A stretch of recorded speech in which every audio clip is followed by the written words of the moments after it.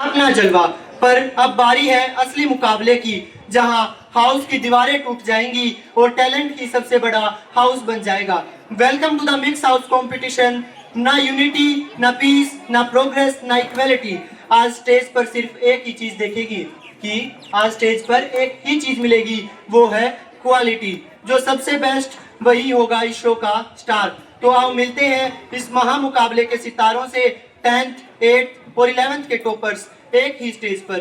From 8th class the talented trio Divyanshu, Dhairya and Aditya. From 10th class the fab four Jasmine, Prakshi, Sarika and Angita. And from 11th class our senior stars Ruhani and friends. इस पूरे show का anchor, इस महामुकाबले का सूत्रधार, 11th का शेर, आपका अपना आयुष। तो तैयार हो जाओ दोस्तों, क्योंकि अब जो होगा वो हिस्ट्री बनेगा। एक बार इन सब स्टार्स के लिए सबसे ऊंची, सबसे लंबी तालियां हो जाएं।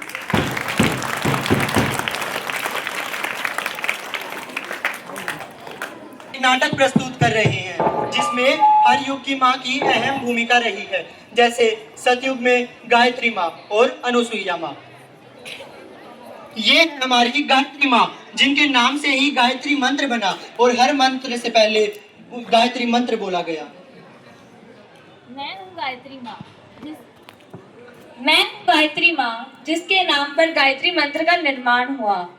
ओम भूर्भुवः स्वः तत्सवितुर्वरेण्यं भर्गो देवस्य धीमहि धियो यो नः प्रचोदयात्। ओम। ये हमारी अनुसुईया माँ, जिसने त्रिदेव को ही अपने बच्चे बना लिया। त्रिदेव है विष्णु महेश, कि त्रिदेव है ब्रह्मा विष्णु महेश।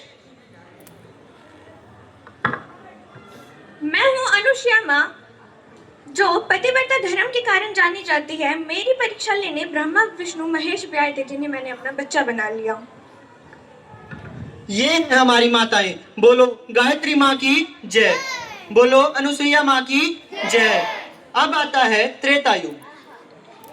त्रेता युग में जन्म हुआ हमारी सीता माँ का। सीता माँ एक ऐसी आदर्श नारी जिसने अपने समय में अग्नि परीक्षा दी और धरती में समा गई।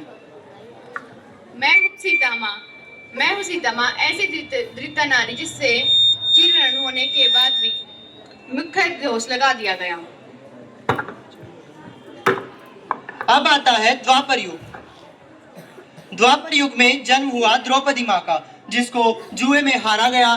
तब उसने आवाज उठाई तो कहा गया कि द्रौपदी ने तो खप्पर भरा है, अर्थात द्रौपदी के कारण युद्ध हुआ है।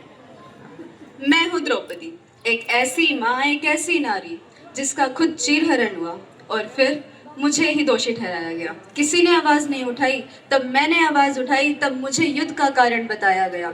मैं हूँ वो द्रौपदी। अब आता है कलयुग।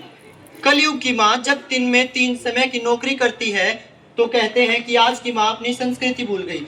माँ सुबह उठती है और घर का काम करती है, फिर अपने बच्चों को उठाती है और फिर नौकरी पर जाती है, और शाम को जब वापस घर आए तो लोग क्या कहते हैं? मैं हूँ कलयुग की माँ, जो अपने बारे में न सोचकर अपने घर वालों के बारे में, अपने परिवार के बारे में सोचती हूँ।